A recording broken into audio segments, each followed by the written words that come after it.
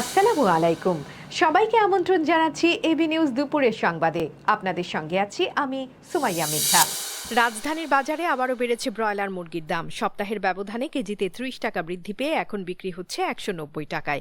একই সঙ্গে অধিকাংশ মাছের দামও বেশি থাকায় ক্রেতারা স্বস্তি পাচ্ছেন না। তবে ডিম ও গরুর মাংসের বাজারে তেমন পরিবর্তন নেই। গরুর মাংস প্রতি কেজি ৮০০ টাকা এবং ডিম আগের দামে বিক্রি হচ্ছে।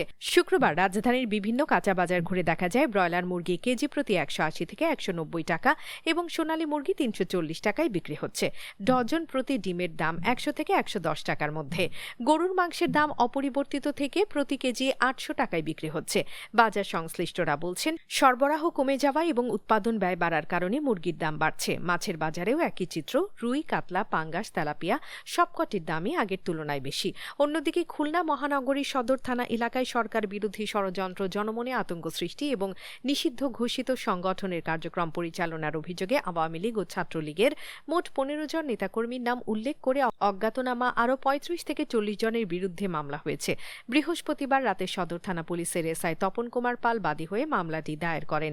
এছাড়া অজ্ঞাতনামা আরও ৩৫ থেকে ৪০ জনকে আসামি করা হয়েছে। পুলিশ জানিয়েছে, মামলার অভিযোগের বিষয়গুলো তদন্ত করে পরবর্তী আইনগত ব্যবস্থা নেওয়া হবে।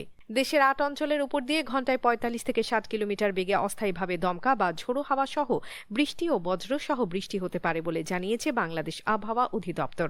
এ কারণে সংশ্লিষ্ট এলাকার নদীবন্দরগুলোকে ১ নম্বর সতর্ক সংকেত দেখাতে বলা হয়েছে।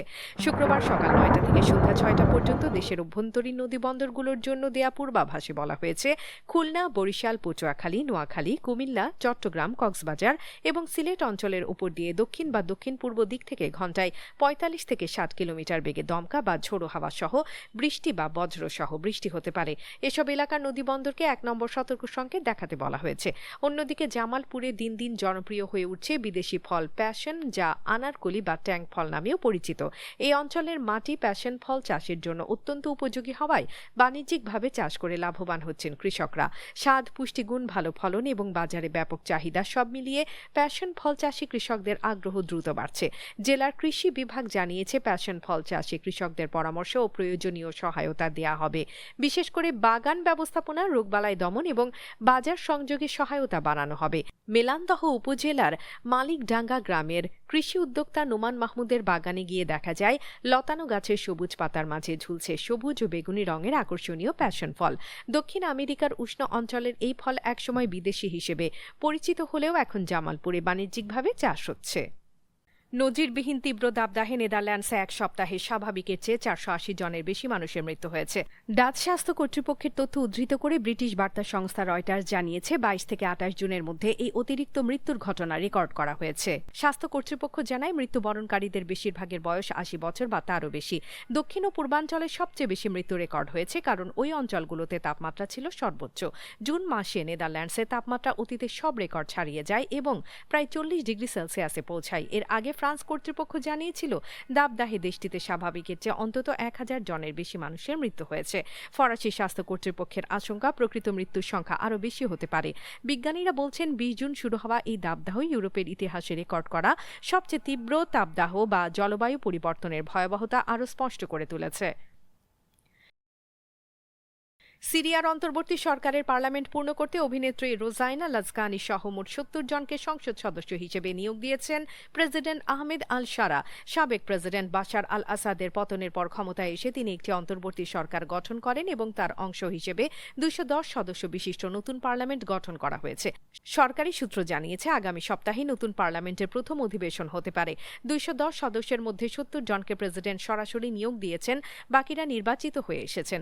সিরিয়ার নির্বাচন সংশ্লিষ্ট সূত্র জানায়, অভিনেত্রী সহ যে ৭০ জনকে নিয়োগ দেওয়া হয়েছে, এর উদ্দেশ্য ছিল লিঙ্গ ও জাতিগত ভারসাম্য রক্ষা করা। নিয়োগপ্রাপ্তদের মধ্যে ১৫ জন নারী এবং বাশার আল আসাদের সময় গ্রেপ্তার হওয়া ১৩ জনও রয়েছেন। এতে সিরিয়ার ১৪টি প্রদেশ থেকে প্রতিনিধি নিশ্চিত করা হয়েছে। এই নিয়োগের মাধ্যমে অন্তর্বর্তী সরকার রাজনৈতিক অন্তর্ভুক্তি, প্রতিনিধিত্ব এবং স্থিতিশীলতা নিশ্চিত করতে চায় বলে জানিয়েছে সংশ্লিষ্ট মহল। টরন্টো স্টেডিয়ামে নাটকীয়তার শেষ ছিল না। যোগ করার সময় ৪র্থ মিনিটে গনসালো রামোসের হেডে এগিয়ে যাওয়ার পর স্বস্তিতে থাকতে পারেনি পর্তুগাল। অতিরিক্ত সময়ের ১০ মিনিট পেরোতেই সমতাসূচক গোল পায় ক্রোয়েশিয়া। লুকা মদ্রিচরা উল্লাসে ফেটে পড়েন, কিন্তু সেই আনন্দ স্থায়ী হয়নি। অফসাইডে গোলটি বাতিল হয়। শেষ পর্যন্ত ২-১ ব্যবধানে জিতে মাঠ ছাড়ে পর্তুগাল। ম্যাচে প্রথম ৫৩ মিনিটে ইভান পেরিসিচের গোলে এগিয়ে গিয়েছিল ক্রোয়েশিয়া। দ্রুত নেয়া এক থ্রো ইন থেকে ইওসিপ স্তানিশিচের বাড়ানো বল পেয়ে বাঁ পায়ে নিখুঁত শটে গোল করেন অভিজ্ঞ এই উইঙ্গার। ৬৮ মিনিটে পেনাল্টি থেকে সমতা ফেরান ক্রিস্টিয়ানো রোনালদো। এর আগে ৬০ মিনিটে বল জালে পাঠিয়েও অফসাইডের কারণে গোল বঞ্চিত হন তিনি। তবে শেষ পর্যন্ত স্কোরশিটে নাম তুলতে ভুল করেননি। অন্যদিকে আর্জেন্টিনাকে বিশেষ সুবিধা বা ফেভারিটিজম দেওয়ার অভিযোগ বহুদিনের। সোশ্যাল মিডিয়ায় প্রায় এমন দাবি ওঠে। এবার সেই প্রশ্ন তোলা হলো সরাসরি ডিফেন্ডিং চ্যাম্পিয়নদের সংবাদ সম্মেলনেও। বিশ্বকাপের নকআউট পর্বে কেপ ভার্দের বিপক্ষে ম্যাচের আগের সংবাদ সম্মেলনে উপস্থিত ছিলেন আর্জেন্টিনা কোচ লিওনেল স্কালোনি। তাকে সরাসরি জিজ্ঞাসা করা হয় টুর্নামেন্টে আর্জেন্টিনা কি বিশেষ সুবিধা। স্কালোনি খুবই সোজাসাপটা এ করা জবাব দেন। তিনি বলেন, এর একমাত্র সমাধান হলো সামাজিক যোগাযোগ মাধ্যম না পড়া। সোশ্যাল মিডিয়া দেখা বন্ধ করে দিন, ব্যাস। আপনি যদি না দেখেন তবে এসব জানতেও পারবেন না। লাইক, কমেন্ট, রিটুইটের যুগে ভিত্তিহীন অভিযোগ কিভাবে তিল থেকে তাল হয় স্কালোনি তা ভালো করেই জানেন। তার মতে, মাঠের সাফল্যকে আড়াল করতে এবং বিতর্ক তৈরি করতে অনেকেই ইচ্ছাকৃতভাবে এমন সস্তা অপপ্রচার চালান। দর্শক, এতক্ষণ আমাদের সঙ্গে থাকার জন্য ধন্যবাদ। দর্শক, সর্বশেষ খবর পেতে চোখ রাখুন আমাদের ফেসবুক পেজ ও ইউটিউব চ্যানেলে। আমরা আছি ইনস্টাগ্রামেও। সেই সঙ্গে সবশেষ সংবাদ পেতে ভিজিট করুন আমাদের ওয়েবসাইট www.abnewsinternational.com-এ।